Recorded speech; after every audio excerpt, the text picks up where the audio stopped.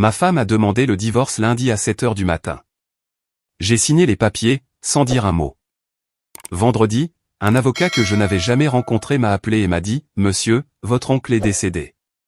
Vous êtes le seul héritier. » Le samedi, à 6 heures du matin, mon téléphone a sonné. C'était elle, en pleurs.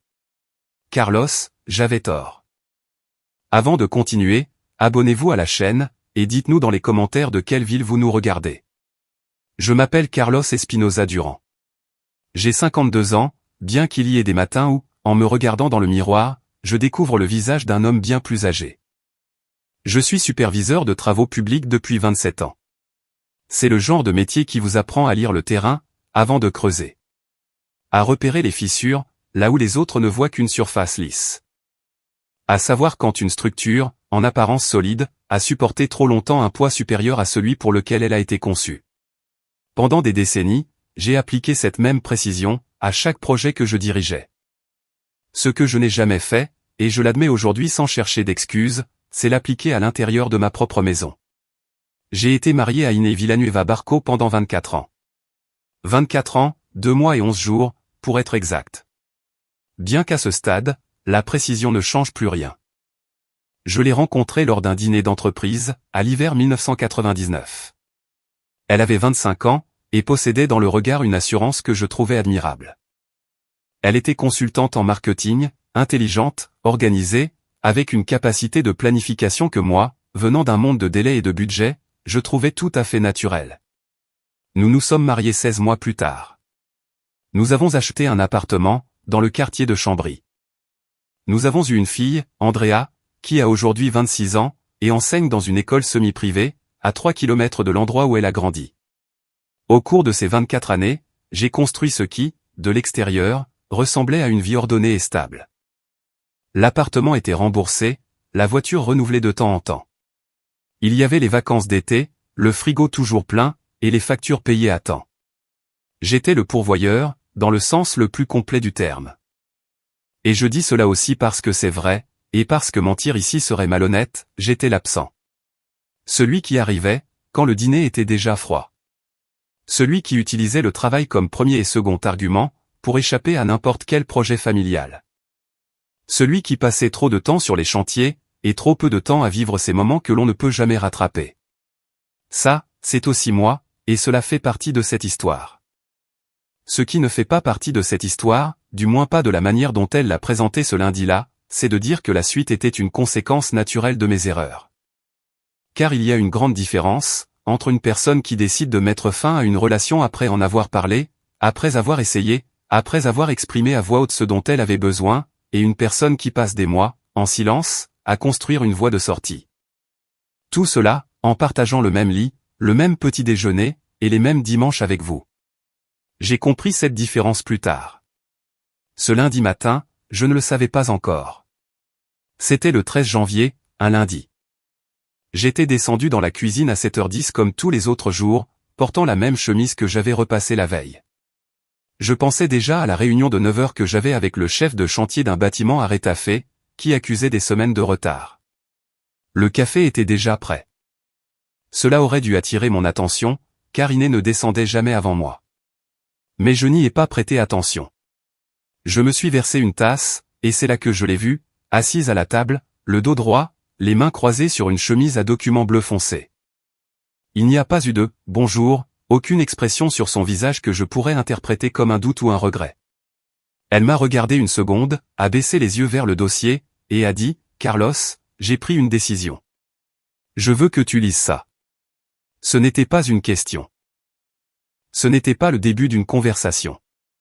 C'était une instruction. Je me suis approché lentement, j'ai posé ma tasse sur le plan de travail, et j'ai pris le dossier. Je l'ai ouvert à la première page. L'entête d'un cabinet d'avocats de Madrid trônait en haut du document. En dessous, en lettres claires et sans fioritures, on pouvait lire les mots « requêtant divorce par consentement mutuel », suivi de nos noms complets. Et de notre numéro de dossier. Il y avait déjà un numéro de dossier, ce qui signifiait que ce n'était pas un avertissement, ni le début d'un processus. C'était le processus déjà entamé, déjà avancé, déjà prêt à recevoir ma signature, aux endroits marqués par une petite flèche adhésive jaune. J'ai compté les flèches, pendant qu'elle restait silencieuse. Il y en avait 11. Depuis quand, lui ai-je demandé. Je ne parlais pas de la décision. Je parlais des papiers, du cabinet, du numéro de dossier. Elle a pris un moment avant de répondre. Depuis un certain temps, a-t-elle dit.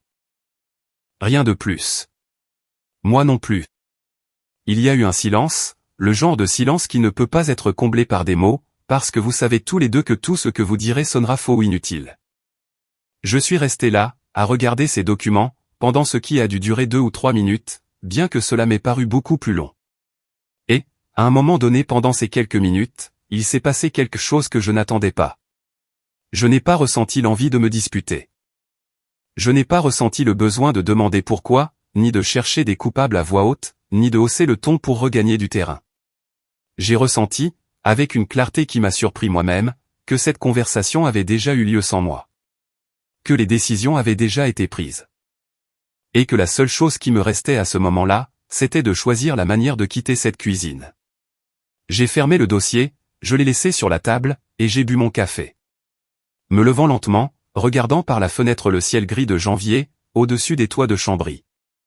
Puis je l'ai repris, je suis allé dans le salon, je me suis assis, et j'ai signé au niveau de chacune des 11 flèches jaunes. Sans lire une seule clause. Non pas parce que je me fichais de ce qu'elle disait.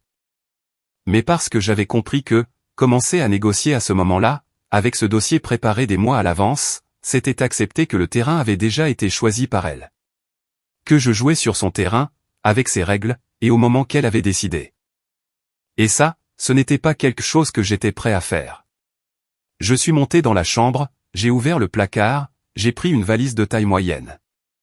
La grise que j'utilise pour mes voyages d'affaires. J'y ai mis des vêtements pour une semaine, ma trousse de toilette, des chargeurs, et les documents personnels que je gardais dans la petite boîte, sur la table de nuit. Je n'ai pas fait d'inventaire. Je n'ai pas calculé ce que je prenais, ni ce que je laissais. J'ai simplement emballé ce qui avait du sens, pour les jours à venir. L'essentiel d'un homme, qui sait qu'il ne rentrera pas le soir même. Quand je suis redescendu avec la valise, Iné était toujours dans la cuisine, avec sa tasse de café intacte. Andrea, elle, était dans le couloir. Ma fille avait la même posture droite que sa mère, les bras croisés sur la poitrine, et une expression qui n'était ni de douleur, ni de doute, mais de détermination. Elle m'a dit que je n'avais jamais été vraiment présent. Que sa mère méritait d'être heureuse. Et qu'il était temps, pour chacun de nous, de suivre son propre chemin.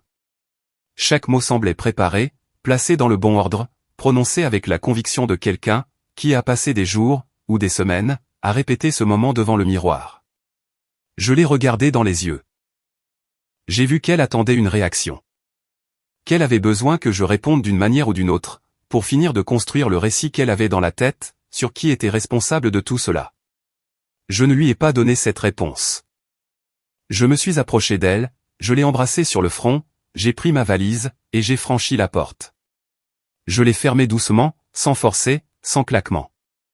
Le genre de fermeture qui ne fait pas de bruit, mais qui est sans retour.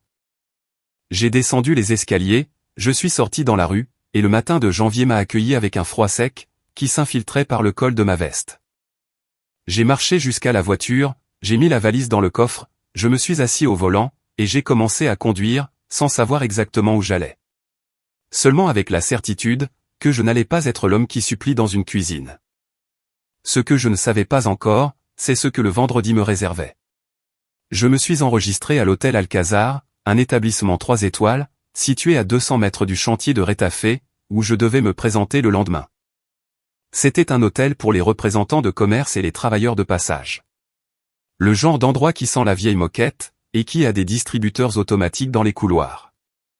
La chambre était petite, fonctionnelle, avec une fenêtre donnant sur une cour intérieure, et un lit qui prenait presque tout l'espace disponible.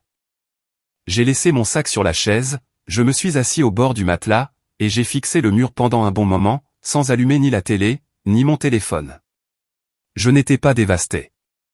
C'est la première chose que j'ai pensé, et c'est ce qui m'a le plus surpris chez moi, à ce moment-là. Je venais de quitter ma propre maison, avec les vêtements que je portais et un sac d'affaires. Ma femme m'avait tendu les documents, avec l'efficacité d'un employé qui clôture un dossier.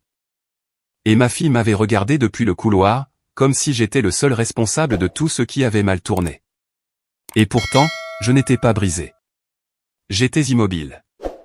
Ce qui est très différent, et, à certains moments, beaucoup plus difficile à gérer.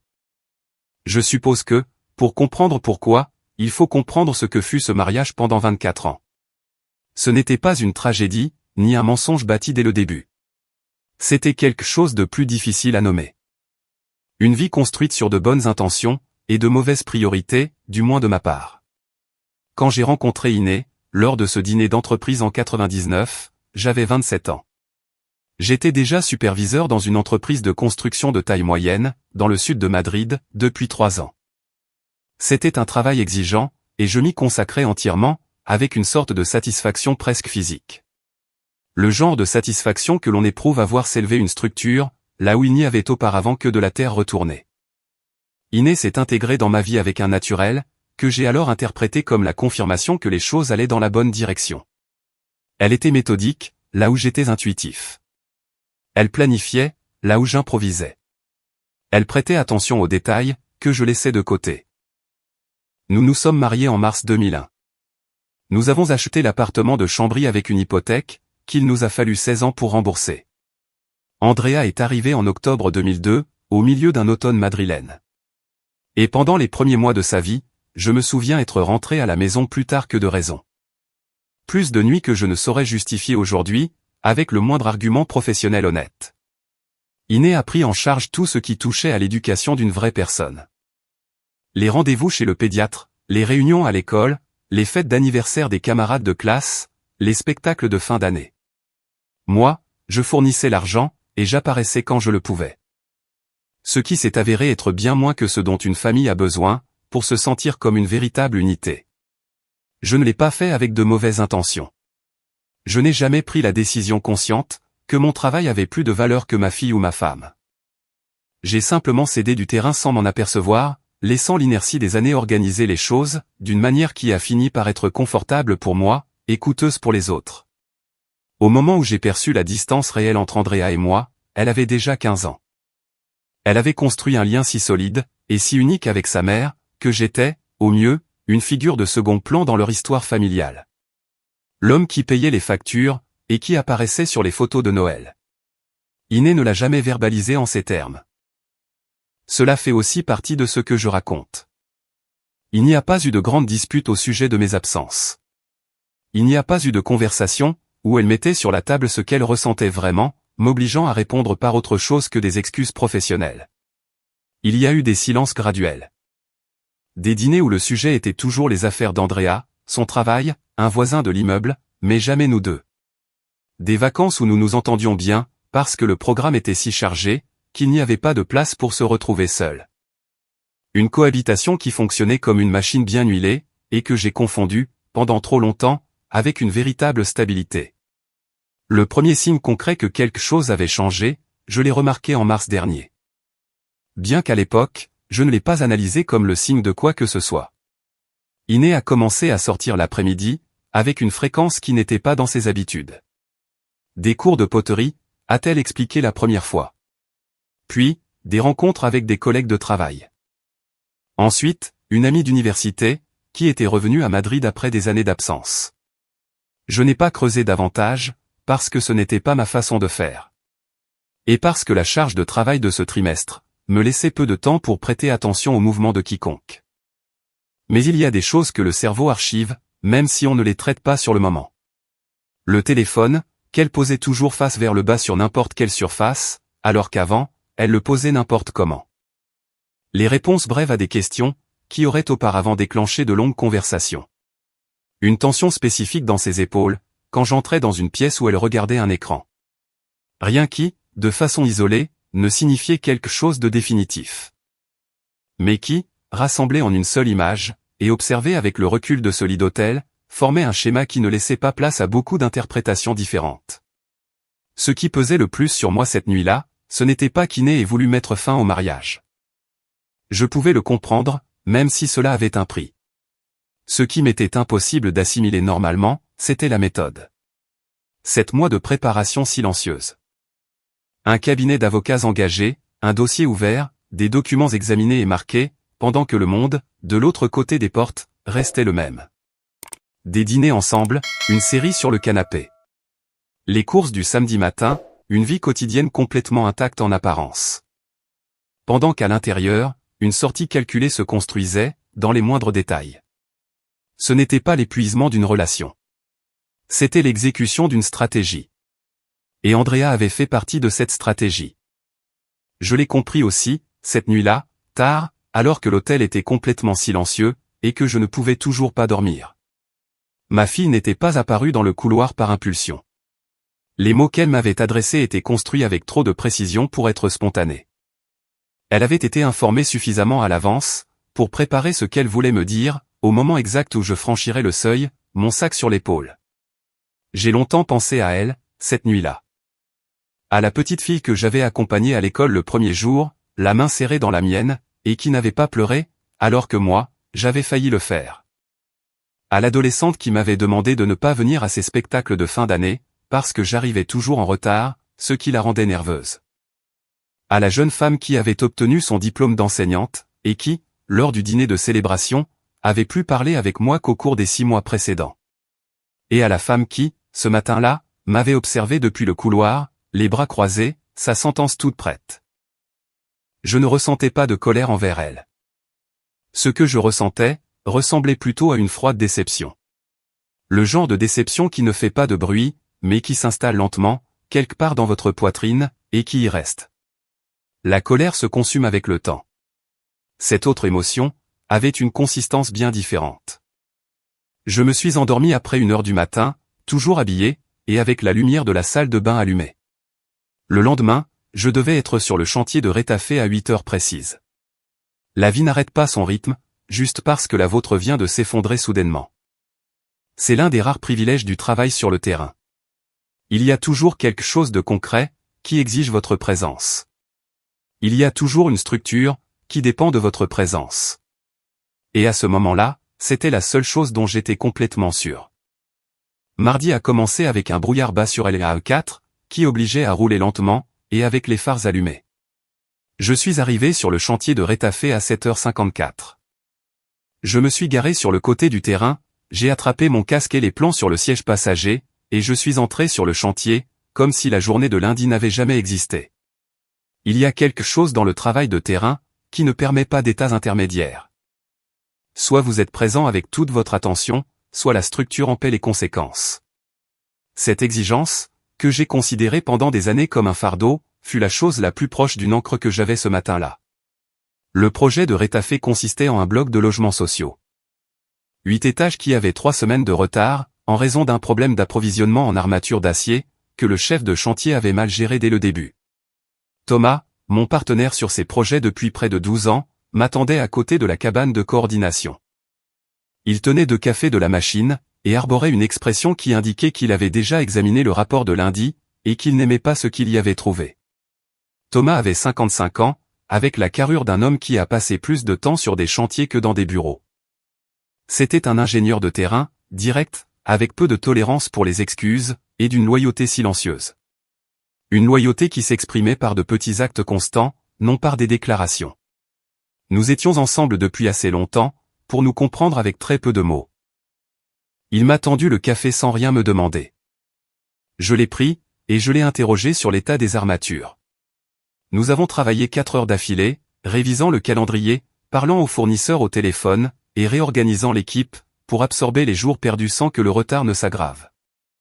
À aucun moment Thomas ne m'a demandé comment j'allais, ni pourquoi je portais les mêmes vêtements que la veille.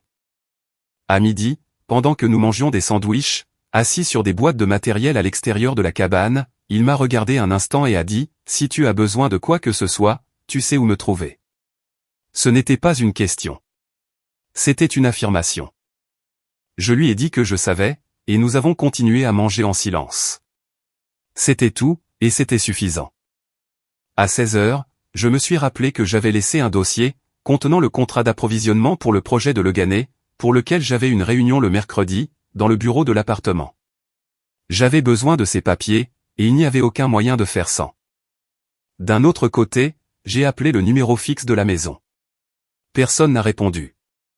J'ai appelé le téléphone portable dîner. Pas de réponse non plus. Je me suis dit qu'elle devait travailler, ou qu'elle n'avait tout simplement pas l'intention de répondre à mes appels. Ce qui, à ce stade, était parfaitement compréhensible de son point de vue. J'avais toujours une clé de l'appartement. Cela n'avait pas changé, car moins de 48 heures s'étaient écoulées. Et aucun de nous n'avait eu la conversation concernant les clés, l'appartement, ou tous les détails pratiques qui suivent une séparation. Quand l'adrénaline du premier jour retombe, j'ai décidé de passer prendre les documents, avant de retourner à l'hôtel. Je suis arrivé à Chambry à 17h15. Je me suis garé dans la rue adjacente, j'ai pris l'ascenseur, et j'ai ouvert la porte, avec la même clé que j'avais sur mon trousseau depuis 16 ans. L'appartement était vide et silencieux.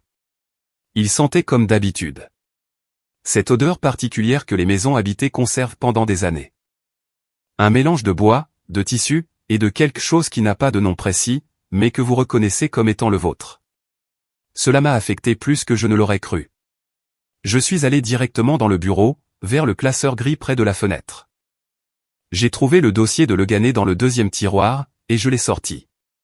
J'étais sur le point de partir, quand j'ai vu sur le bureau, sous un livre qui n'est utilisé comme presse-papier, un papier plié dépassant légèrement du bord. Ce n'était pas le mien. L'en-tête était celui du même cabinet d'avocats, qui figurait sur le dossier bleu de lundi. Je me suis arrêté, et je l'ai regardé pendant quelques secondes. J'avais tout à fait le droit de ne pas y toucher. De le laisser là où il était, et de franchir la porte avec mon dossier sous le bras. J'avais aussi le droit de le prendre. Je l'ai pris. C'était une lettre de communication interne du cabinet.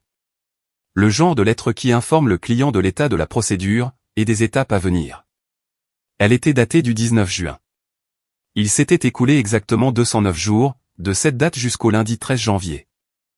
Le jour où Iné avait posé un dossier sur la table de la cuisine. Presque 7 mois. Le texte était technique et bref. Il confirmait que les documents préliminaires avaient été examinés et approuvés, et que la procédure pourrait passer à l'étape suivante, quand le client le jugerait opportun. Le client. C'est ainsi que le document la nommait. Le client avait initié la procédure le 19 juin. J'ai plié le papier exactement comme il l'était. Je l'ai replacé sous le livre, dans la même position, et j'ai quitté le bureau. Dans le couloir, je suis passé devant le miroir accroché près de l'entrée. L'un de ces miroirs à cadre sombre, qu'Iné avait acheté sur un marché d'antiquités il y a des années. Je me suis regardé une seconde. L'homme qui me dévisageait avait le dossier de Le Gannet sous le bras, les yeux fatigués de quelqu'un qui a peu dormi, et une expression qui n'était pas de la colère, mais quelque chose de plus précis. Le visage de quelqu'un qui vient de confirmer ce qu'il soupçonnait déjà. Et qui connaît maintenant exactement l'ampleur réelle de ce qu'il a ignoré. J'ai quitté l'appartement, j'ai fermé la porte, et j'ai mis la clé dans la poche de mon manteau. Dans l'ascenseur, en descendant, j'ai fait le calcul que je ne voulais pas faire, mais que le cerveau exécute de lui-même, même si vous essayez de l'arrêter. Le 19 juin. Cela signifiait que, pendant que nous passions les vacances d'août dans cette maison rurale en Estrémadure, où nous avons fait de la randonnée pendant 2 jours d'affilée, et bu du vin sur la terrasse la nuit, la procédure était déjà en cours. Cela signifiait que, le dîner d'anniversaire qu'Iné avait organisé pour moi en septembre, avec un restaurant réservé et une bouteille de vin qui coûtait plus cher que d'habitude, s'était déroulé alors que les documents étaient déjà signés depuis 3 mois. Dans un bureau de la rue Velasquez. Cela signifiait que, chaque dimanche d'octobre et de novembre, chaque matin partagé en décembre, chaque nuit de décembre à dormir dans la même chambre, avait été le temps d'attente de quelqu'un, qui avait déjà pris sa décision, et qui attendait le bon moment pour l'exécuter. Je ne sais pas ce qui est le plus difficile à gérer, la tromperie active, ou l'indifférence méticuleuse. Les deux ont un coût, mais ce sont des coûts de nature différente. L'une vous détruit d'un coup. L'autre vous laisse intact à l'extérieur, tandis qu'à l'intérieur, vous recalibrez chaque souvenir que vous pensiez avoir, avec des coordonnées qui ne fonctionnent plus. Je suis retourné à la voiture, j'ai laissé le dossier sur le siège passager, et je suis rentré à l'hôtel par la M30. Dans le trafic dense de la fin d'après-midi. Je n'ai pas mis de musique. Je n'ai appelé personne. J'ai laissé le bruit de la circulation remplir le silence de la voiture. Et je me suis concentré sur la conduite. Sur le changement de voie quand il le fallait, sur le calcul des distances. Des choses concrètes, des choses mesurables. Cette nuit-là, dans la chambre d'hôtel, j'ai commandé le service des tâches pour la première fois depuis des années. J'ai mangé assis au bord du lit, avec une assiette sur les genoux, et le regard fixé sur la fenêtre, qui donnait toujours sur la cour intérieure. Je n'ai pas pensé à Iné. Je n'ai pas pensé à Andrea. J'ai pensé au projet de Legané, au contrat dans le dossier que j'avais ouvert sur la chaise, et aux échéances de la semaine suivante. Parfois, la seule façon de traiter ce qui n'a pas de solution immédiate, c'est de continuer à faire ce qui en a une. Le mercredi s'est levé sous un ciel clair, avec ce froid propre de janvier qui s'abat sur Madrid comme une dalle. Un froid qui fait briller les surfaces, d'une manière inédite en été. J'ai quitté l'hôtel à 7h20. J'ai pris le petit déjeuner au café du coin, un café et des toasts à l'huile. Puis, j'ai conduit jusqu'à Legané, avec le dossier du contrat sur le siège arrière, et l'esprit raisonnablement clair pour ce qui m'attendait. La réunion était avec le coordinateur des approvisionnements d'une entreprise de préfabriqués, avec laquelle nous travaillons depuis près de 3 ans. Il s'appelait Bernardo Iglesias Tamari, 48 ans. C'était un homme méticuleux, qui n'affirmait jamais rien sans l'avoir lu 2 fois. Et qui avait l'habitude d'arriver toujours 10 minutes en avance, à n'importe quel rendez-vous. Quand je suis entré dans la salle de réunion, il était déjà assis. Avec sa propre pile de documents sur la table, et un stylo à la main. Il m'a salué d'une poignée de main brève et directe, comme à son habitude, et nous sommes passés aux choses sérieuses sans préambule. Nous avons passé 2h15 à réviser les délais, à ajuster les articles, et à résoudre une divergence dans les spécifications techniques de 2 modules. Une divergence que quelqu'un avait introduite, sans préavis, lors de la dernière révision du projet. C'était exactement le genre de travail qui me maintenait ancré. Un problème concret, des variables mesurables, une solution qui dépend de l'attention et du jugement, non de l'interprétation. En sortant de cette réunion à 12h15, avec les contrats corrigés et un accord sur les délais que les 2 parties pouvaient respecter, j'ai réalisé que pendant ces 2 heures, je n'avais pas pensé une seule seconde à l'appartement de Chambry. Cela a duré jusqu'à ce que j'arrive à la voiture, et que j'allume mon téléphone. Il y avait 3 messages. 2 étaient des messages professionnels sans importance. Le 3e était d'Andrea, envoyé à 10h16 du matin. « Papa, tu peux m'appeler quand tu auras un moment ? Je veux savoir comment tu vas. » J'ai fixé cette phrase pendant un instant. C'était la première fois qu'Andrea communiquait avec moi, depuis le lundi matin dans le couloir. Le ton était différent cette fois-ci. Autant il y avait eu de la conviction, autant ici, il y avait quelque chose qui ressemblait plutôt à une ouverture provisoire. Le genre d'ouverture que l'on propose quand la température de la situation a changé, et que l'on recalcule sa position. Cela ne m'a pas semblé manipulateur, dans le sens le plus brut du terme. C'était quelque chose de plus nuancé que cela. Le signe de quelqu'un qui avait pris parti avec une certitude absolue, et qui voulait maintenant garder une ligne ouverte. Peut-être par véritable inquiétude, ou peut-être parce que mon manque de réaction l'avait déconcerté, plus qu'elle ne s'y attendait. Je ne l'ai pas appelé à ce moment-là. J'ai rangé le téléphone, j'ai démarré la voiture, et je suis retourné à Rétafé pour l'inspection de l'après-midi. Le jeudi fut une longue journée, sans incident notable sur le chantier. Thomas et moi avons passé la matinée à coordonner l'équipe des armatures, et l'après-midi à examiner l'état des fondations du bloc sud.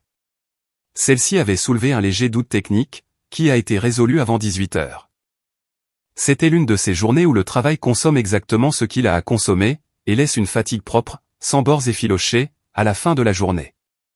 Nous avons dîné ensemble dans un bar près du chantier. Menu du jour, peu de bruit, et une conversation pratique sur le programme de la semaine suivante.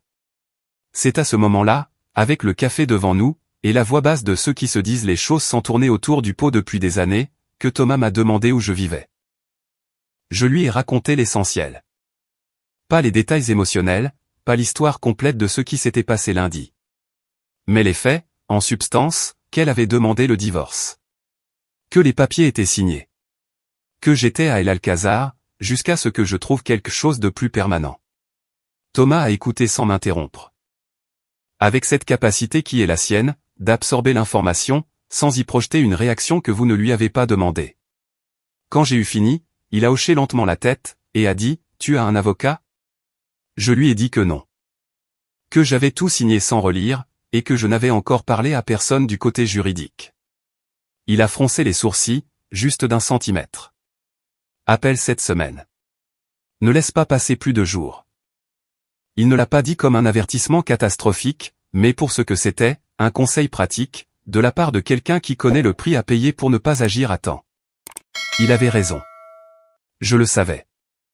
J'avais signé des documents, préparés par l'avocat Dinet, sans en lire une seule ligne. Sans savoir quelles conditions j'acceptais, ou quels droits j'exerçais sur l'appartement, sur les biens communs, ou sur aucune des questions, qu'une procédure de séparation met automatiquement sur la table. Je l'avais fait par fierté, pour ne pas vouloir négocier sur le terrain qu'elle avait choisi. Mais la fierté dans un tribunal, ne vaut pas ce qu'elle vaut dans un couloir. Cette nuit-là, de retour à l'hôtel, j'ai cherché dans mon téléphone le nom de Rafael Medina Correa. C'était un avocat que j'avais connu, par l'intermédiaire d'un ancien client, sur un projet à Alcobendas. Nous n'étions pas amis, mais nous avions eu de longues conversations, au cours desquelles Rafael m'était apparu comme un homme sans affectation inutile. L'un de ceux qui parlent franchement, et qui ne font pas traîner les procédures pour prolonger leurs honoraires.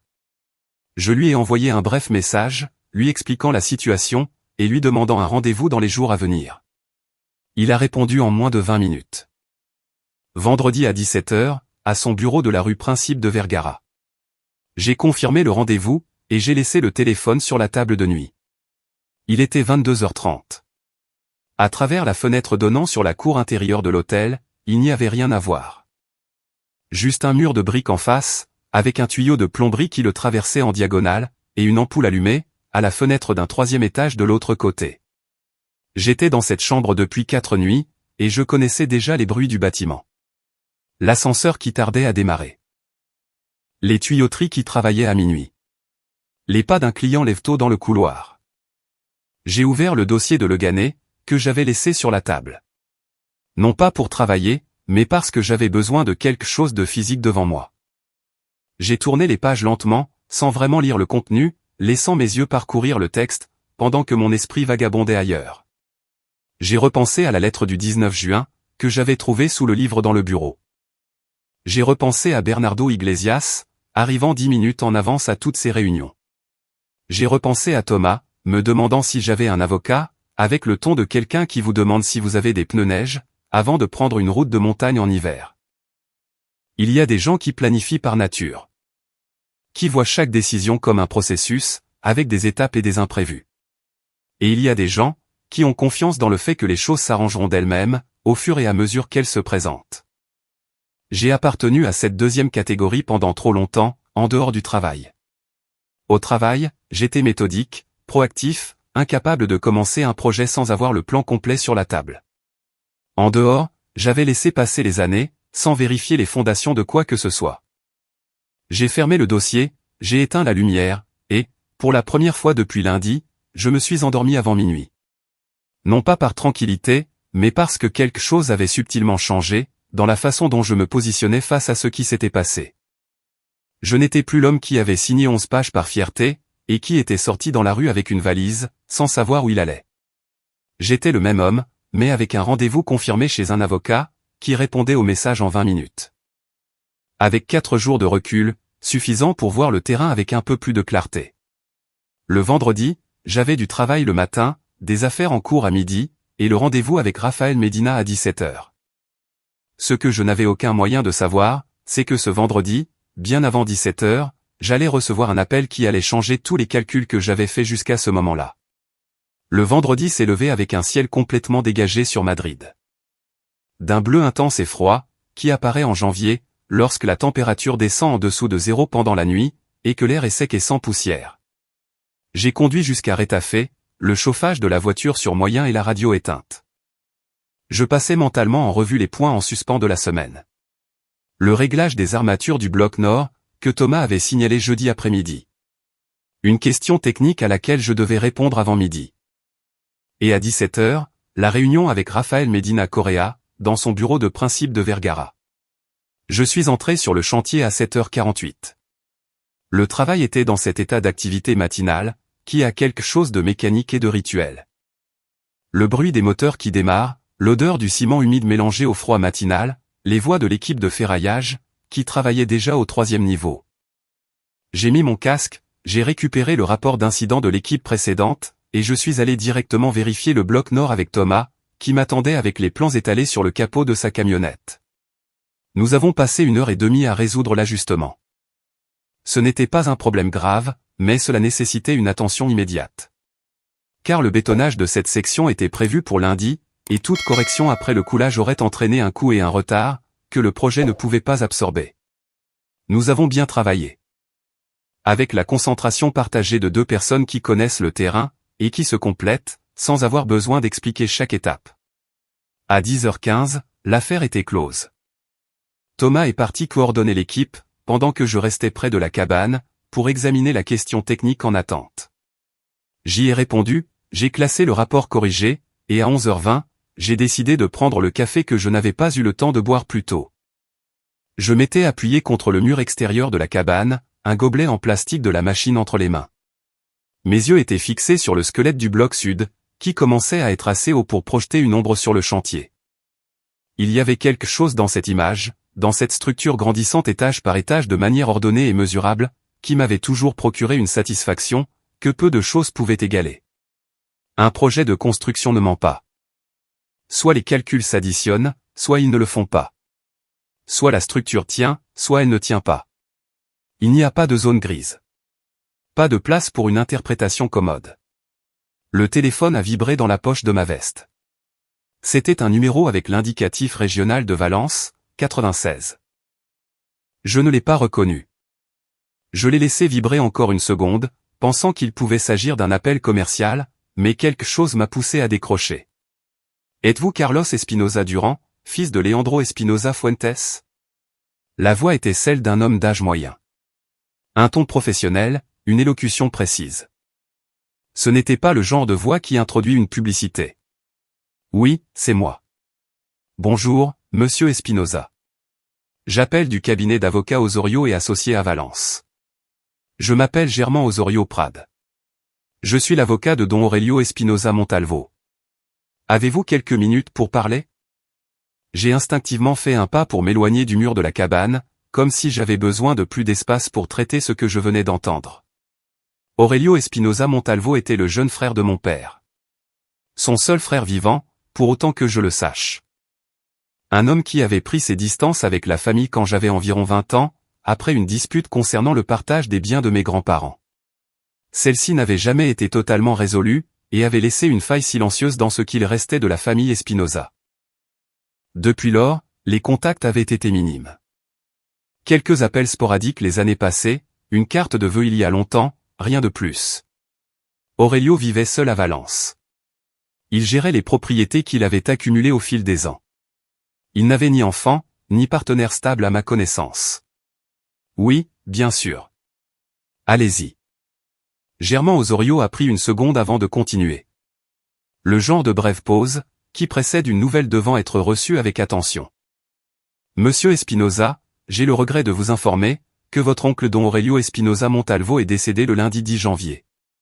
C'était un arrêt cardiaque soudain. Il a été retrouvé chez lui mardi matin. Le processus d'identification et la gestion initiale ont pris quelques jours. C'est pourquoi nous vous contactons maintenant. Lundi 10 janvier. Le jour même où Iné avait posé le dossier bleu sur la table de la cuisine. Ce n'était qu'une coïncidence de calendrier, sans signification particulière. Mais le cerveau fait des connexions, même si vous ne lui demandez pas. Et cette simultanéité a été enregistrée, d'une manière que je ne pouvais pas ignorer totalement. Je comprends, ai-je dit. Je suis vraiment désolé. Merci. La raison de mon appel, monsieur Espinosa, c'est que don Aurelio a laissé un testament notarié. Enregistré auprès du Collège des notaires de Valence, rédigé et protocolisé il y a 5 ans. Et vous y figurez comme le bénéficiaire unique et universel, de l'ensemble de son patrimoine. Je suis resté complètement immobile. Le bruit du chantier continuait derrière moi. Le moteur de la grue qui tournait, des voix lointaines, l'impact métallique d'un outil tombant sur une surface dure. Tout cela continuait dans la plus parfaite normalité, pendant que je digérais ce que je venais d'entendre. Seul héritier? C'est exact. Le testament a été rédigé avec la pleine capacité juridique, et ne peut être contesté par des tiers, étant donné que don Aurelio n'avait ni descendant, ni conjoint. Vous êtes le seul parent direct que votre oncle a décidé d'inclure dans le document. J'ai besoin que vous passiez à notre bureau à Valence, pour examiner l'inventaire complet du patrimoine. Et signer les documents d'acceptation de l'héritage. Seriez-vous disponible la semaine prochaine? Je lui ai répondu que oui, que lundi ou mardi je pourrais me rendre à Valence. Nous avons échangé nos coordonnées. Nous avons convenu que sa secrétaire m'enverrait la confirmation du rendez-vous, et l'appel s'est terminé avec la même efficacité qu'il avait commencé. J'ai rangé mon téléphone. Toujours adossé au mur extérieur de la cabane, avec le gobelet en plastique à la main, maintenant froid, je regardais le squelette de béton du bloc sud sans vraiment le voir. J'ai pensé à Aurelio. À la dernière fois que je l'avais vu en personne, ce qui devait remonter à plus de 15 ans, aux funérailles de mon père. Un homme mince, de peu de mots. Avec une façon d'observer les gens qui donnait l'impression qu'il calculait en permanence quelque chose qu'il ne communiquait pas. Je me suis souvenu qu'à cet enterrement, alors que le reste des parents bavardaient en petits groupes, Aurelio s'était approché de moi seul, un instant. Et il m'avait dit quelque chose qui, à l'époque, m'avait paru étrange, mais qui prenait maintenant un tout autre poids. Il m'avait dit, « Tu as toujours eu la tête sur les épaules, Carlos. Ne la perds pas, rien de plus. » Il était parti, avant même que le repas d'après-funérailles ne soit terminé. Je n'avais aucun moyen de savoir ce que mon oncle avait accumulé, après des décennies de travail silencieux à Valence. Germain Osorio n'avait pas donné de chiffres au téléphone. Il avait seulement mentionné le patrimoine en termes généraux. Et je n'avais pas posé de questions non plus, parce qu'à ce moment-là, l'impact de la nouvelle laissait peu de place aux détails. Mais le ton de l'avocat, la façon dont il avait mentionné l'inventaire complet, comme quelque chose qui nécessitait une rencontre en personne, indiquait qu'il ne s'agissait pas d'une petite somme. J'ai jeté la tasse froide dans la poubelle, à côté de la porte de la cabane. Je suis entré, j'ai accroché mon casque à son crochet, j'ai rassemblé les plans de la journée, et je suis retourné au travail. À 16h30, je suis parti pour Madrid, pour la réunion avec Rafael Medina. Dans la voiture, pendant les 40 minutes de trajet sur la M40, le silence avait une texture différente de celle des jours précédents. Ce n'était pas le silence d'un homme qui a perdu le sol sous ses pieds, et qui ne sait pas comment le reconstruire. C'est le silence de quelqu'un qui vient de voir le terrain sous un angle complètement différent. Et qui a besoin de temps, pour recalibrer chaque distance, avant de faire le pas suivant. À 17h05, je suis arrivé au bureau de Rafael Medina Correa. Il se trouvait au 4e étage d'un immeuble des années 1960, sur la rue Principe de Vergara. Le genre d'immeuble qui conserve l'ascenseur d'origine, avec une porte en bois et en verre au plomb, et qui sent le papier imprimé et le vieux chauffage. La secrétaire, une femme d'une quarantaine d'années aux lunettes à monture fine, m'a dit que Raphaël m'attendait. Elle m'a conduit à un bureau au fond du couloir. Doté de 2 fenêtres donnant sur la rue, et d'une bibliothèque qui couvrait tout le mur du fond, du sol au plafond. Rafael Medina avait 51 ans, un an de moins que moi. Bien qu'il paraisse un peu plus âgé en raison de sa façon de bouger, lentement et délibérément. Comme quelqu'un qui a cessé depuis longtemps de se presser, pour des choses qui n'en valent pas la peine. Il était mince, avec des cheveux poivre et sel peignés en arrière, et un regard qui jaugeait sans être envahissant. Il m'a serré la main, m'a montré la chaise en face de son bureau, et a fermé la porte avant de s'asseoir. « Vous m'avez expliqué l'essentiel dans votre message », a-t-il dit en ouvrant un carnet vierge. « Avez-vous apporté les documents signés ?» Je lui ai expliqué que je ne les avais pas apportés, parce que je les avais laissés à l'appartement en partant. Qu'à ce moment-là, je n'avais pas eu l'esprit à prendre quoi que ce soit qui ne soit pas essentiel. Il a hoché la tête, sans faire le moindre commentaire à ce sujet. Il m'a demandé de décrire le contenu du dossier, tel que je m'en souvenais. L'entête du cabinet, les 11 flèches adhésives, le type de clause que j'avais survolé avant de signer. J'ai parlé pendant environ 10 minutes. Raphaël prenait des notes dans son carnet, d'une petite écriture serrée, sans m'interrompre. Sauf pour demander une précision spécifique, le nom du cabinet dîner si je m'en souvenais, la date exacte à laquelle j'avais signé, si des témoins étaient présents au moment de la signature. Quand j'ai terminé, il a posé le stylo sur la table, et s'est adossé à sa chaise. Ce que vous décrivez est un divorce par consentement mutuel, avec un accord de séparation déjà rédigé par la partie adverse. En le signant sans examen juridique, vous avez accepté les conditions que le cabinet de votre femme a unilatéralement établies. Ce n'est pas irréversible. Mais ce n'est pas facile à modifier, une fois que la procédure a avancé. Quel genre de conditions ces documents incluent-ils généralement? Sans voir le texte, je ne peux pas vous dire exactement ce que vous avez signé. Mais ce qui est courant, dans un accord préparé des mois à l'avance par une seule des parties, c'est que les conditions sont biaisées en faveur de celle qui l'a rédigé. J'ai pris un moment pour assimiler cela. Pouvez-vous obtenir une copie du dossier, avec mon autorisation? Oui, je peux en faire la demande auprès du tribunal de permanence, qui a reçu la documentation. Cela prendra quelques jours, mais nous l'obtiendrons. Il a ouvert un tiroir, a sorti un formulaire, et l'a fait glisser vers moi. Signez ici, et vous m'autorisez à agir en votre nom. À partir de là, nous examinerons ce que vous avez signé. Et nous déterminerons s'il y a de la place pour modifier des clauses, avant que la procédure n'aille plus loin. J'ai signé le formulaire. Raphaël l'a mis dans un nouveau dossier, qu'il a ouvert, avec mon nom écrit sur la tranche. Ensuite, je lui ai parlé de l'appel matinal de Germain Osorio Prade, à propos d'Aurelio, depuis Valence.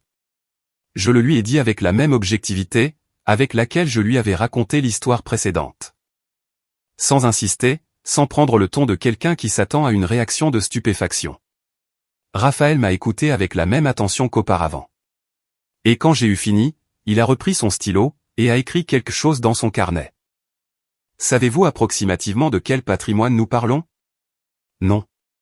L'avocat n'a pas donné de chiffre au téléphone. J'ai un rendez-vous la semaine prochaine à Valence pour examiner l'inventaire. Bien. Il a fait une brève pause. Je vous dis cela maintenant parce que c'est pertinent, et je préfère que vous le sachiez avant que cette réunion n'ait lieu. Si l'héritage représente un volume important, et le fait que l'avocat ait demandé une rencontre en personne pour l'inventaire suggère que c'est le cas. Cela change considérablement le contexte de la procédure de divorce. Les biens hérités pendant le mariage font l'objet d'un traitement spécifique, dans le droit de la famille espagnole. Il est important que vous alliez à cette réunion à Valence, avec une idée claire de ce que vous allez recevoir. Avant que l'accord de séparation que vous avez signé n'avance davantage. Il n'avait pas besoin de le dire autrement. J'avais parfaitement compris. Je suis resté dans le bureau de Raphaël Medina pendant 1h20. Quand je suis ressorti dans la rue Principe de Vergara, il était 18h45, et le froid avait encore chuté d'1 degré par rapport au matin. J'ai marché jusqu'à la voiture, les mains dans les poches de mon manteau. Sans me presser. Laissant l'air froid dissiper un peu l'excès d'informations, accumulé ces dernières heures. Depuis lundi matin, il s'était écoulé exactement 4 jours et demi. Pendant ce laps de temps, j'avais signé un divorce sans lire ce à quoi je m'engageais. J'avais dormi dans un hôtel pour voyageurs. J'avais découvert par hasard la preuve, que le départ dîner était planifié depuis 7 mois. J'avais appris la mort d'un oncle que je connaissais à peine. Et j'avais découvert que cet oncle m'avait désigné comme le seul héritier d'un patrimoine, dont j'ignorais encore l'ampleur. N'importe laquelle de ces choses, prises isolément, aurait suffi à déstabiliser un homme pendant des semaines. Les 5 réunis, comprimés en moins de 5 jours, avaient une densité difficile à supporter normalement. Et pourtant, je me sentais, pas exactement calme, mais debout, les pieds sur terre. Ce qui est parfois le maximum que l'on puisse se garantir. Cette nuit-là, de retour à l'hôtel, j'ai appelé Thomas. Je l'ai brièvement informé de l'héritage, parce que je trouvais juste qu'il le sache. Non pas pour chercher une réaction, mais parce qu'il était la seule personne, à ce moment-là, qui méritait de recevoir cette information de ma part. Thomas est resté silencieux un instant, puis a dit, « Ton oncle savait ce qu'il faisait. » Rien de plus. Après avoir raccroché, j'ai passé un moment avec le téléphone sur la table de nuit, à regarder le plafond de la chambre. L'ampoule de la cour intérieure était toujours allumée, de l'autre côté de la fenêtre, tout comme les nuits précédentes. L'ascenseur de l'hôtel est monté 2 fois, avec son cliquetis caractéristique, et est redescendu. Le bâtiment respirait à son rythme habituel, complètement inconscient de tout ce que j'étais en train de traiter, à l'intérieur de cette chambre. J'ai pensé à Aurelio. Assis devant son notaire, il y a 5 ans. Rédigeant ce testament, avec la délibération de quelqu'un qui a soigneusement décidé, à qui laisser ce qu'il a construit. J'ai pensé à la façon dont il ne m'avait jamais annoncé cette décision. Il ne m'avait jamais donné de signe, ni fait allusion à quoi que ce soit, qui m'aurait permis de l'anticiper. Il l'avait fait en silence. Avec la même discrétion que celle avec laquelle il avait vécu la plus grande partie de sa vie d'adulte. Et il l'avait fait sans rien demander en retour, sans aucune condition, simplement parce qu'il avait décidé que j'étais la bonne personne. Je me suis endormi avec cette image en tête. Un homme seul dans l'étude d'un notaire à Valence, signant un document, que je découvrirai 5 ans plus tard, lors de la semaine la plus étrange de ma vie d'adulte. Le samedi matin, le téléphone a sonné à 6h15. Le téléphone a vibré sur la table de nuit, avec cette insistance particulière de quelqu'un, qui a hésité pendant un moment avant de composer le numéro, et qui finit par le faire. La chambre était complètement plongée dans l'obscurité. Le seul point lumineux était l'écran du téléphone, qui éclairait le plafond pendant une seconde, s'éteignait, puis se rallumait. Je me suis assis lentement, j'ai pris l'appareil, et j'ai regardé le nom sur l'écran, Iné. Je n'ai pas ressenti le genre de choc que je me serais attendu à trouver en moi, 5 jours plus tôt. Ce que j'ai ressenti, ressemblait plutôt à une froide attention. La même attention, avec laquelle on s'approche d'une zone de chantier où quelque chose a lâché, et où il est nécessaire d'évaluer les dégâts avant toute chose. J'ai pris l'appel. Pendant les premières secondes, il n'y a pas eu de mots. Il y a eu une respiration courte, haletante. Ce son spécifique, de quelqu'un qui pleure depuis assez longtemps, pour que le corps ait perdu le rythme normal de l'inspiration et de l'expiration. Puis, sa voix, brisée sur les bords, a prononcé mon nom. Carlos. Je n'ai pas répondu immédiatement. J'ai attendu. Carlos, j'ai besoin. J'ai besoin de te parler.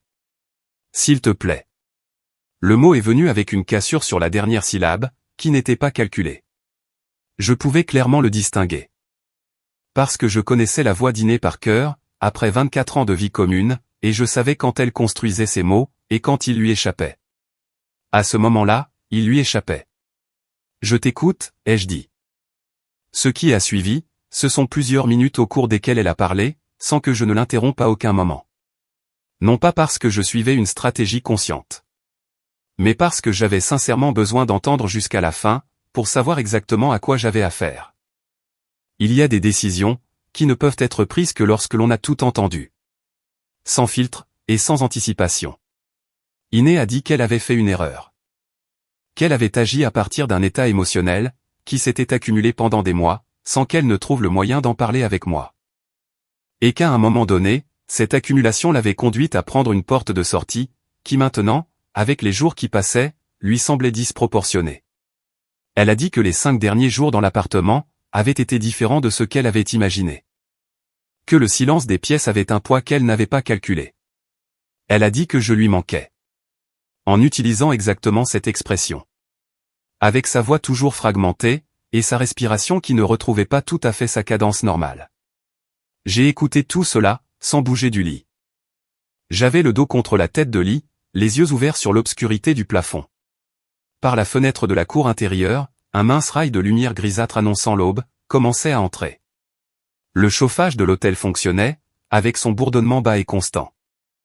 Iné a continué en disant que, peut-être, nous avions tous les deux fait des erreurs. Qu'elle comprenait que la façon dont elle avait géré tout cela, n'avait pas été la bonne. Que s'il y avait une chance d'en parler calmement, elle voulait essayer. Elle a parlé d'Andrea. Elle a dit que sa fille était également ébranlée par ce qui s'était passé, bien qu'elle n'ait pas précisé de quelle manière.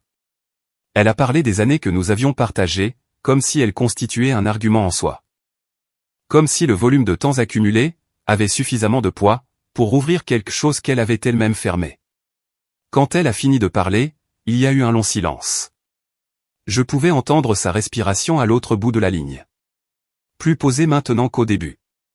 Elle attendait. J'ai pris quelques secondes avant de répondre. Non pas pour construire quoi que ce soit. Mais parce que ce que j'allais dire, devait venir d'un endroit solide. Sans température inutile. Sans cette sorte de dureté, qui vient de la douleur, et qui, au fond, reste une façon de rester lié à ce qui fait mal. Iné, je t'ai entendu. Je sais, Carlos. Je sais. Mais j'ai besoin que tu comprennes que...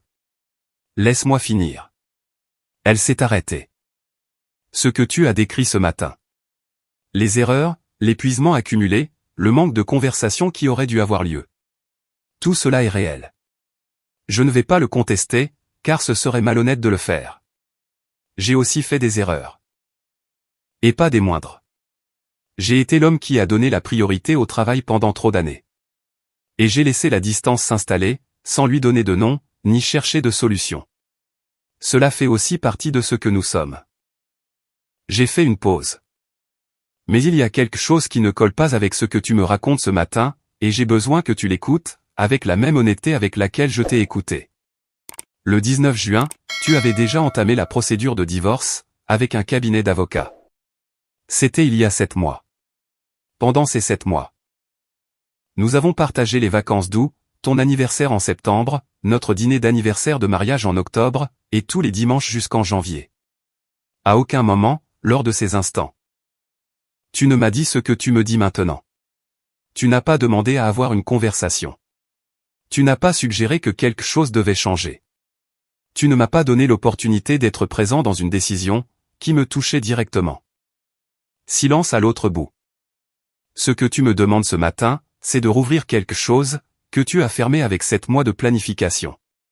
Tout en gardant exactement la même apparence à l'extérieur. Et ça, ce n'est pas une impulsion que l'on regrette au bout de 5 jours. Iné, c'est une décision construite avec du temps. Et de la méthode. Je l'ai respectée.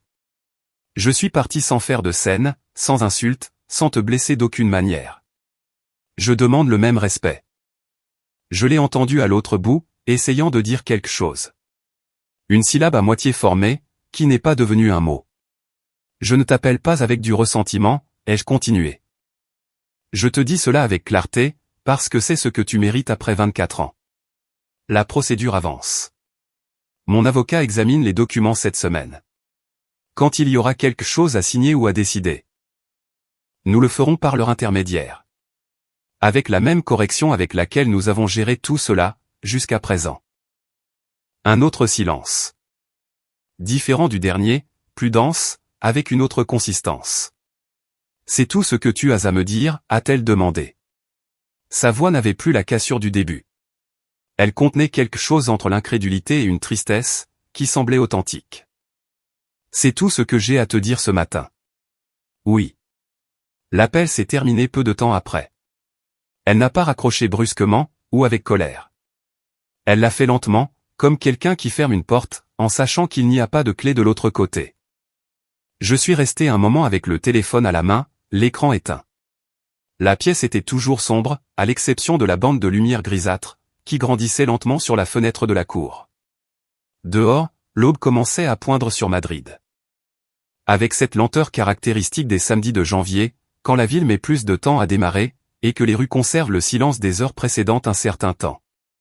Je ne ressentais pas de soulagement. Je ne ressentais aucune sorte de victoire. Ce que je ressentais ressemblait plutôt à un poids qui se posait. Le genre de poids qui ne disparaît pas, mais que l'on apprend à répartir d'une manière, qui n'empêche pas d'avancer. Il s'était écoulé exactement 5 jours, depuis ce lundi matin dans la cuisine de Chambry. En ces 5 jours, le sol s'était dérobé sous mes pieds plus d'une fois, et dans des directions que je n'aurais pu anticiper. Aucune d'entre elles. J'ai laissé le téléphone sur la table de nuit. Je me suis rallongé, et j'ai fixé le plafond, jusqu'à ce que la lumière de l'aube soit suffisante, pour distinguer les fines fissures dans le plâtre. Il était 7h10 un samedi matin. Lundi, je devais être à Valence, au bureau de Germain Osorio Prade, pour découvrir l'étendue réelle de ce qu'Aurelio m'avait laissé. Mais avant cela, il y avait quelque chose en suspens, que je ne pouvais plus repousser. Ce qui était en suspens, c'était Andrea. Ce n'était pas une conclusion à laquelle j'étais parvenu ce matin-là, après l'appel dîner. C'était quelque chose que je remettais à plus tard depuis lundi. Cela occupait un espace fixe, quelque part dans ma tête. Un espace où je jetais un coup d'œil, pour me retirer ensuite, sans rien résoudre. Parce que le résoudre nécessitait une clarté que je n'avais pas, dans les premiers jours. Maintenant je l'avais. Ou, du moins, j'en avais suffisamment pour ne pas continuer à laisser la situation en attente. Je me suis levé, j'ai pris une douche, je suis descendu prendre le petit déjeuner dans la salle à manger de l'hôtel. 4 tables étaient occupées par des personnes qui, visiblement, étaient aussi loin de chez elles un samedi matin. J'ai commandé un café au lait et 2 toasts. Je me suis assis près de la fenêtre donnant sur la rue. Et, pendant que le quartier se mettait lentement en route avec le rythme ralenti des week-ends, j'ai organisé mentalement ce que je voulais dire, et comment je voulais le dire. Avec Iné, j'avais réagi. Elle avait appelé, et j'avais répondu, depuis la position de quelqu'un qui reçoit une nouvelle inattendue, et la gère sur le moment. Avec Andrea, c'était différent. Ici, je devais être celui qui prenait l'initiative. Parce que, si j'attendais qu'elle m'écrive à nouveau, elle le ferait selon ses propres termes. À son rythme, et avec la version des faits qui lui était la plus confortable à gérer. J'ai fini mon petit déjeuner. Je suis sorti dans la rue, et j'ai marché pendant 2 pâtés de maison sans but précis. Les mains dans les poches de mon manteau, et le froid du samedi matin me collant au visage. À 9h20, je me suis arrêté à un carrefour. J'ai sorti mon téléphone, et j'ai appelé Andrea. Elle a répondu à la 3e sonnerie. Sa voix avait le ton de quelqu'un qui était réveillé, mais pas depuis longtemps. « Papa, bonjour. » Un bref silence. « Comment vas-tu » a-t-elle demandé. Et dans cette question, il y avait quelque chose qui n'était pas seulement de la politesse, mais une évaluation.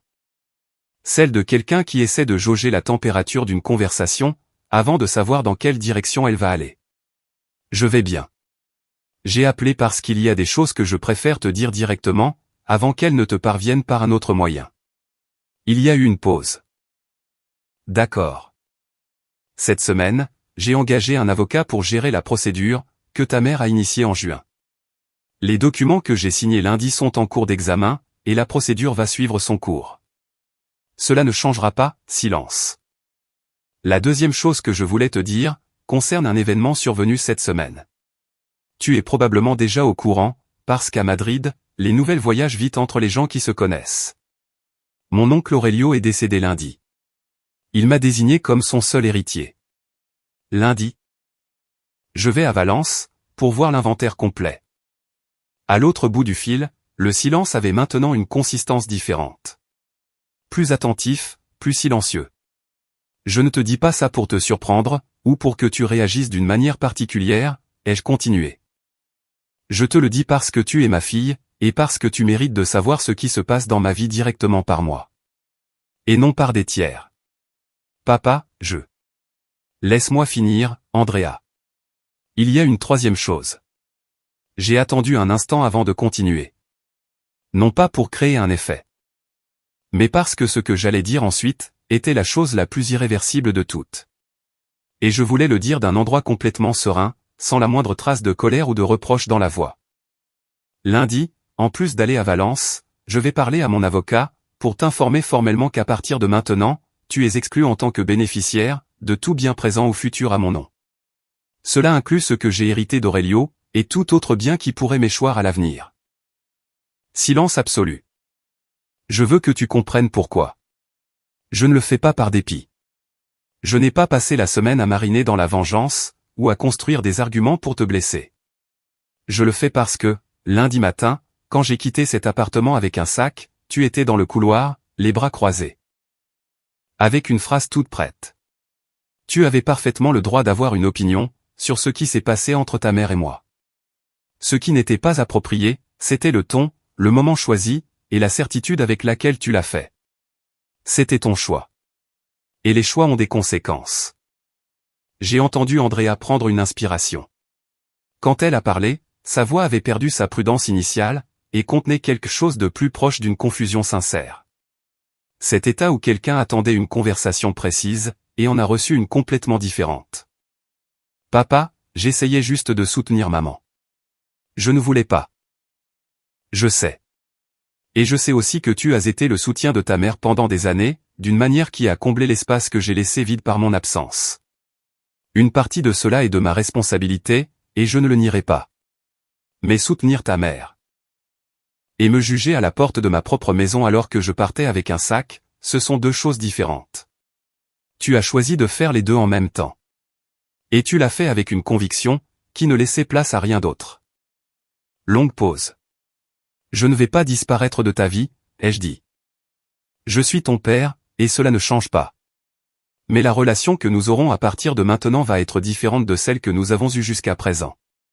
Laquelle n'était pas non plus ce qu'elle aurait dû être, je l'admets. Si à un moment donné, tu veux parler calmement. Sans urgence et sans position préconçue, je serai disponible. Aujourd'hui n'est pas ce moment. Andrea n'a pas répondu immédiatement. Quand elle l'a fait, sa voix était plus basse, et avait une texture que je n'avais pas entendue depuis longtemps. Peut-être depuis qu'elle était adolescente, et que quelque chose l'avait vraiment touché. Je peux te demander quelque chose? Oui. Était-ce facile pour toi de partir comme ça, lundi? C'était une question honnête. Ce n'était ni une attaque ni un piège. C'était la question de quelqu'un qui avait vraiment besoin de connaître la réponse. Non, ai-je dit. Ce n'était pas facile, mais c'était la bonne chose à faire.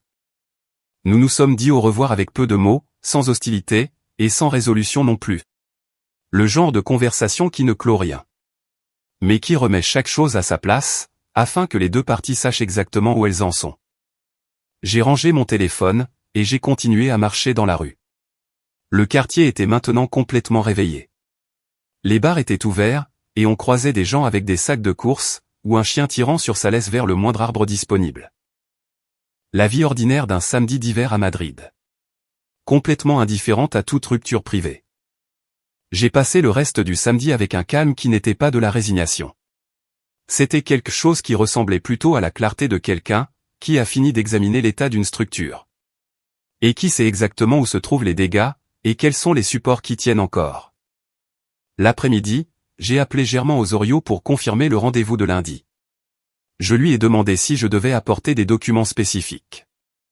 L'avocat m'a dit que ma carte d'identité, et le livret de famille prouvant mon lien de parenté avec Aurelio, suffiraient. J'ai consacré mon dimanche à de petites choses concrètes. J'ai récupéré mes vêtements à la blanchisserie de l'hôtel. J'ai vérifié mes emails professionnels en attente. J'ai parlé avec Thomas au téléphone de l'état du projet de Rétafé pour la semaine suivante. Et j'ai réservé un hôtel simple à Valence pour la nuit de lundi, au cas où la réunion s'éterniserait. À 22h le dimanche soir, j'ai fait ma valise pour Valence. C'était la même valise grise, avec laquelle j'avais quitté l'appartement de Chambry le lundi précédent. Je l'ai placée à côté de la porte de la chambre. J'ai éteint la lumière, et je me suis allongé sur le lit. Je n'ai pas mis longtemps à m'endormir. Lundi allait être une longue journée.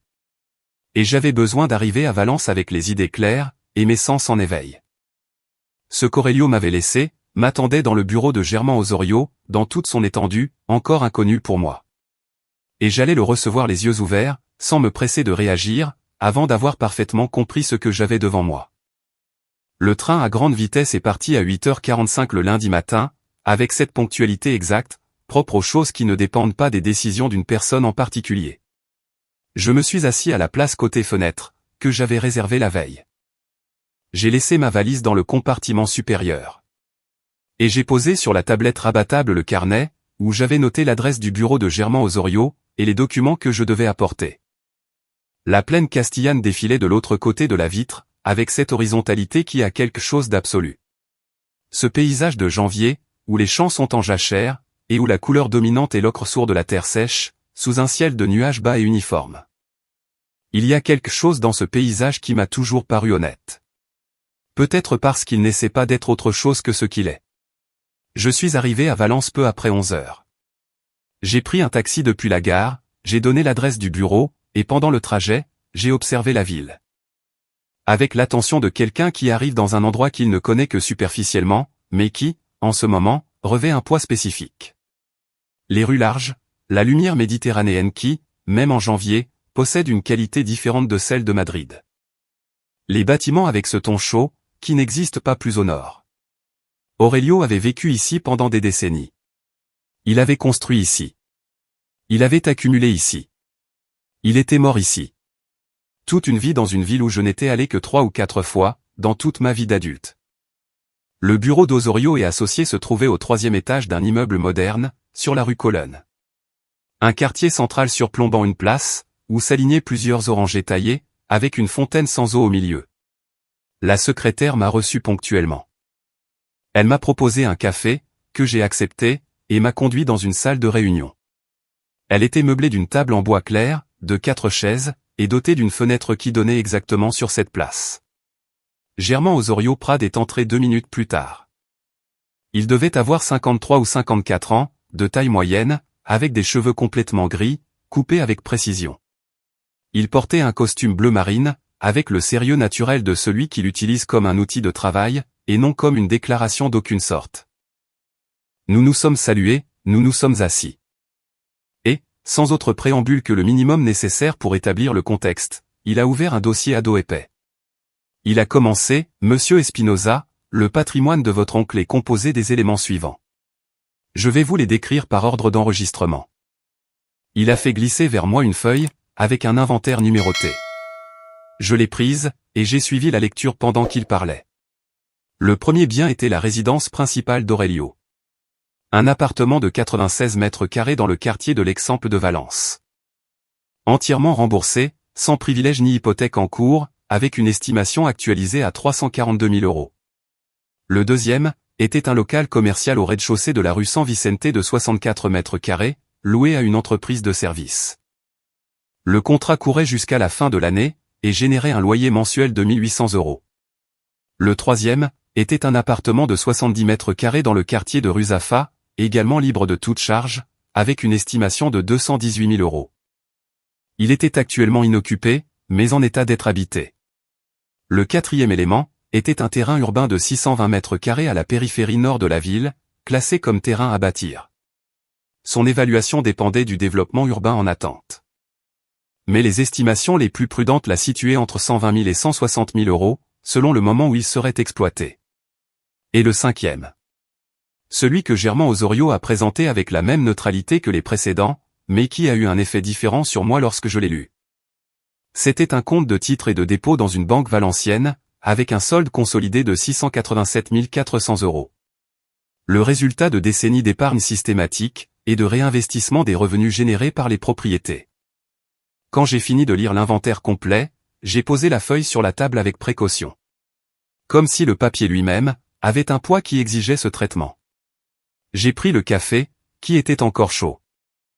Germán Osorio m'observait avec la discrétion professionnelle de quelqu'un qui a appris à laisser de l'espace lorsque quelqu'un reçoit une information de ce calibre.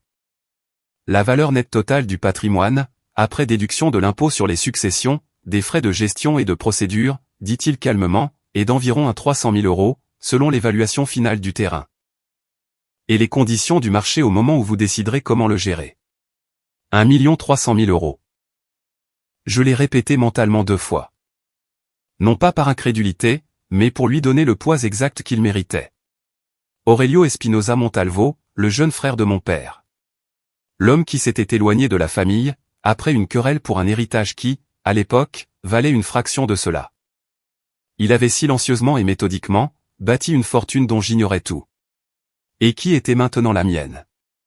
A-t-il des dettes ou des charges en suspens qui ne sont pas reflétées ici, ai-je demandé. Aucune. Don Aurelio était extraordinairement méthodique dans ses finances.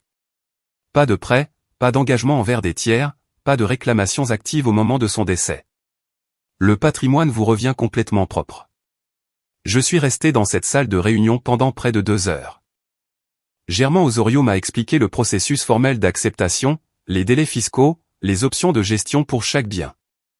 J'ai pris des notes dans mon carnet, avec la même concentration que j'aurais accordée à une réunion technique complexe. Parce qu'au fond, c'était exactement cela. Un ensemble de variables avec des délais, des conditions et des décisions, qu'il fallait comprendre avant de les prendre. Ce n'était pas le moment de réagir émotionnellement. C'était le moment d'écouter et de comprendre. J'ai signé les documents initiaux d'acceptation de l'héritage. Nous avons convenu d'une deuxième réunion la semaine suivante, avec le conseiller fiscal avec lequel Germán Osorio collaborait régulièrement. Il connaît chacun de ses biens, car il les a gérés avec votre oncle pendant des années, m'a-t-il expliqué. Cela vous fera gagner du temps, et vous évitera des erreurs inutiles.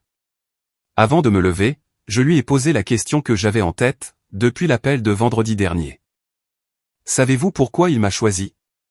Il y a d'autres parents. Nous ne sommes pas nombreux, mais il y en a. Germán Osorio a fermé le dossier, et s'est légèrement adossé à sa chaise. Votre oncle me l'a expliqué très clairement, lorsque nous avons rédigé le testament. Il m'a dit que le reste de la famille l'avait toujours approché quand ils avaient besoin de quelque chose, de l'argent, des garanties, des intercessions. Que vous ne lui aviez jamais rien demandé. De toute votre vie d'adulte. Pas même dans les moments où vous auriez eu des raisons de le faire. Et que, dans ses nombreuses années d'expérience à côtoyer des gens, c'était le signe le plus fiable du véritable caractère de quelqu'un. J'ai quitté le bâtiment à 13h20. La place aux orangers était maintenant occupée par des gens assis sur les bancs, profitant d'un intermède de soleil hivernal, apparu pendant que j'étais à l'intérieur. Je me suis arrêté un instant sur le trottoir. Mon carnet sous le bras, et le froid doux de Valence me frappant le visage d'une manière différente qu'à Madrid. Moins vif, plus humide. J'ai pensé à Aurelio, devant le notaire il y a 5 ans. Signant ce document avec la délibération de quelqu'un, qui a soigneusement pesé chaque décision. J'ai pensé à l'explication qu'il avait donnée à son avocat. Il ne m'a jamais rien demandé. Une phrase construite avec des mots simples, transformée en fondement d'une décision qui altérait maintenant définitivement le sol sous mes pieds. Il n'y avait pas de triomphe à célébrer à ce moment-là. Aucune ironie à savourer avec satisfaction. Juste l'image d'un homme qui avait travaillé toute sa vie, avec discrétion et méthode. Qui avait pris ses propres décisions, sans demander la validation de personne. Et qui, à la fin, avait décidé de confier tout ce qu'il avait construit, à la seule personne de sa famille qui, selon ses propres mots, n'attendait rien en retour. Je me suis dirigé vers un restaurant voisin. J'ai commandé le menu du jour, et j'ai mangé seul près de la fenêtre. Dehors, la place continuait son rythme calme du lundi midi. Les orangers immobiles, la fontaine sans eau, la lumière se déplaçant lentement sur les pavés. Pendant que la ville poursuivait son cours, complètement inconsciente de ce qui venait de se passer à l'intérieur de ce bâtiment. Cet après-midi-là, j'ai appelé Raphaël Medina, et je l'ai informé des détails de l'inventaire. Il y a eu une pause perceptible à l'autre bout du fil, avant qu'il ne réponde. Eh bien, cela change plusieurs aspects de la procédure. Nous en parlerons mercredi sans faute. J'ai raccroché. J'ai mis mon téléphone dans la poche de mon manteau, et j'ai commandé un café. J'avais tout l'après-midi devant moi. Dans une ville qui venait de devenir, d'une manière que je n'avais pas encore totalement assimilée, une partie de mon avenir immédiat.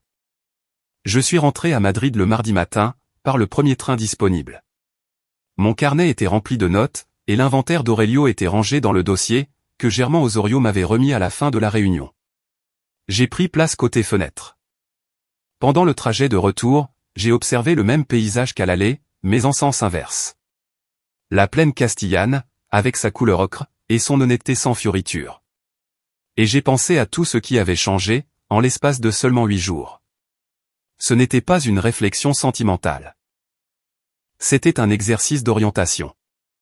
Le même que l'on fait quand on arrive sur un nouveau chantier, et que l'on a besoin de comprendre la configuration du terrain, avant de tracer la moindre ligne. J'avais une procédure de divorce en cours, avec un avocat qui en connaissait déjà tous les détails. J'avais un patrimoine hérité, dont la gestion nécessitait des décisions spécifiques dans des délais précis. J'avais une relation avec ma fille, qui avait été laissée dans un état de suspension honnête. Sans fausse réconciliation, mais sans hostilité irréparable.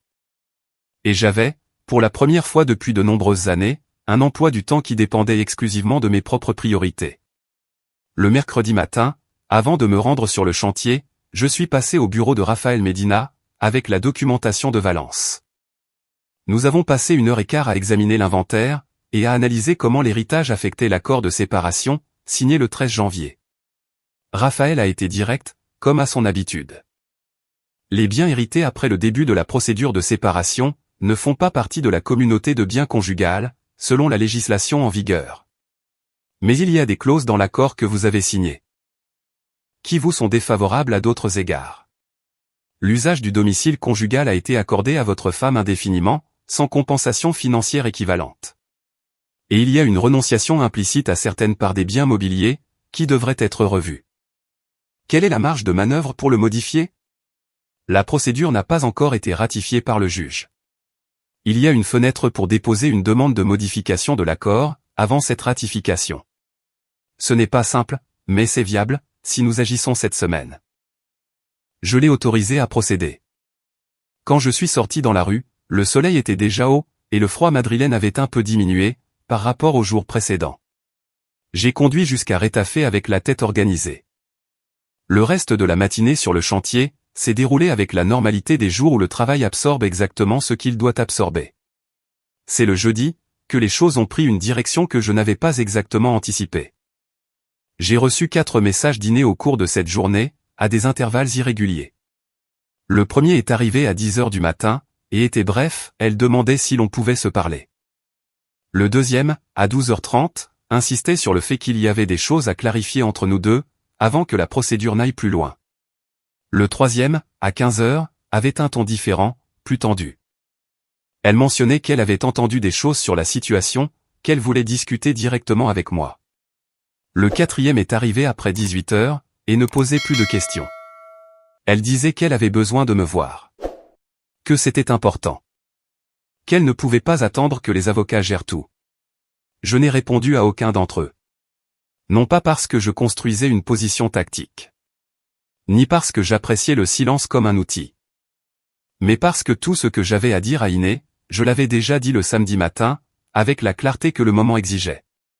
Toute conversation supplémentaire à ce stade ne servirait qu'à rouvrir un terrain qui était déjà clos. La nouvelle de l'héritage était arrivée jusqu'à elle. C'était évident sans avoir besoin de confirmation. Le changement de fréquence et de ton des messages était suffisamment éloquent. Le vendredi matin à 9h14, Iné s'est présentée sur le chantier de Rétafé. Je l'ai vue depuis la cabane. Elle a franchi la clôture d'accès d'un pas déterminé, bien habillée, dans le manteau beige que je lui connaissais depuis plusieurs hivers. Son sac en bandoulière sur l'épaule, et son regard me cherchant, au milieu de l'agitation du chantier. L'un des ouvriers à l'entrée lui a indiqué où j'étais. Thomas, qui était à côté de moi en train de réviser un plan, m'a regardé une seconde sans rien dire, et s'est discrètement retiré vers le bloc nord. J'ai mis mon casque, j'ai quitté la cabane, et je suis allé à sa rencontre à l'extérieur. Debout dans l'espace ouvert entre la cabane et le premier bloc, avec le bruit du chantier en arrière-plan, et le froid sec du matin entre nous. Iné s'est arrêtée à 1,5 m de distance. Elle m'a regardé avec cette concentration, qu'elle avait toujours lorsqu'elle se préparait à quelque chose d'important. Mais, sous cette concentration, il y avait quelque chose qui ne lui était pas habituel. Une petite fissure visible. Uniquement parce que je connaissais son visage, avec l'intimité de 24 ans de vie commune. Carlos, nous devons parler sérieusement. Pas par l'intermédiaire d'avocats, ni par des messages d'une ligne. Toi et moi. Je t'écoute. Elle a pris une respiration. J'ai entendu parler de l'héritage. De ce que ton oncle t'a laissé. Je ne demande rien de tout cela. Je veux que tu le saches. Je ne suis pas venu pour ça. Bien. Je suis venu parce que je pense que nous prenons des décisions trop vite. 8 jours, Carlos. Cela fait 8 jours depuis lundi, et il y a déjà des avocats, déjà des documents. Déjà des décisions concernant Andrea, dont elle m'a parlé en pleurant. 8 jours ne suffisent pas pour défaire 24 ans. Je l'ai regardé sans l'interrompre. Je l'ai laissé terminer. Tu as raison de dire que cela fait 8 jours, ai-je dit lorsqu'elle a fait une pause. Mais la procédure que tu as initiée est active depuis 7 mois. Les 8 jours sont ceux depuis lesquels je suis au courant. Pour toi, cela a une histoire de 7 mois. Un cabinet d'avocats engagés, et 11 flèches adhésives, marquant les endroits où je devais signer. Iné a soutenu mon regard. Dans ses yeux, il y avait cette bataille entre l'argument préparé, et quelque chose de plus authentique qui n'arrivait pas tout à fait à sortir. J'ai fait des erreurs dans la façon dont j'ai géré cela. Je l'admets. Je le sais. Et j'ai fait les miennes pendant bien plus longtemps. Aucun de nous ne sort d'ici, sans sa part de responsabilité. Mais admettre ses erreurs, n'efface pas les décisions. Iné, les décisions ont un moment où elles deviennent irréversibles. Et ce moment est déjà passé. Il y a eu un silence entre nous. Un silence qui avait la densité de tout ce qui avait été tu pendant trop d'années. Toutes ces conversations que nous n'avions pas eues, au moment où il aurait encore été utile de les avoir. Mon avocat est en contact avec le tien, ai-je ajouté, avec le même calme qu'auparavant. Toute modification raisonnable de l'accord, je l'étudierai. Je n'ai aucune intention de rendre cela plus difficile que nécessaire. Mais il n'y a pas de retour en arrière sur la décision fondamentale. Nous en avons déjà parlé samedi. Iné a ouvert la bouche, l'a refermée. Elle a hoché la tête une fois, très lentement. Avec ce geste qui n'est pas de l'acceptation, mais de la reconnaissance. Celui de quelqu'un qui comprend, que la porte qu'il cherchait n'est pas là où il l'avait calculée. Elle est partie sans un mot de plus. Je l'ai regardée traverser le chantier vers la sortie, avec le même pas déterminé avec lequel elle était entrée. Bien que quelque chose dans la posture de ses épaules, disait qu'elle n'était plus la même personne qui avait franchi cette clôture, 40 minutes plus tôt. Thomas est apparu à mes côtés, quand la voiture dîner n'était plus visible depuis le chantier. Et alors, a-t-il demandé, avec son laconisme habituel. Et alors, on s'y remet. Nous sommes entrés dans la cabane. Nous avons pris les plans, et avons repris le travail là où nous l'avions laissé. À 14 heures, pendant la pause de midi, j'ai appelé Raphaël Médina. Je l'ai informé de la visite, et j'ai confirmé que tout devait suivre son cours par la voie légale, sans aucune variation. Raphaël a pris note de l'information. Il a confirmé que la demande de modification de l'accord avait été déposée au tribunal, ce matin-là. Cet après-midi-là, en quittant le chantier, je me suis assis dans la voiture pendant quelques minutes, le moteur éteint, avant de démarrer. Je me suis souvenu qu'il y a 2 ans, lorsqu'on m'avait proposé un poste de coordination régionale basé à Valence, je l'avais refusé sans trop réfléchir. À l'époque, j'avais des raisons de poids. L'appartement de Chambry, la routine établie, et la résistance naturelle de quelqu'un qui est au même endroit depuis des années, et qui confond confort et enracinement. Maintenant, j'avais 3 propriétés à Valence. Un conseiller fiscal à Valence, un avocat à Valence. Et aucune raison concrète me liant à Madrid, au-delà d'un projet qui se terminerait au printemps, et de l'inertie du connu. J'ai démarré la voiture, et j'ai appelé Thomas en quittant le chantier. Tu te souviens de l'offre de coordination régionale d'il y a 2 ans? Thomas a pris une seconde. Celle de Valence. Oui. Sais-tu si elle est toujours sur la table, ou s'ils ont pourvu le poste? Une brève pause.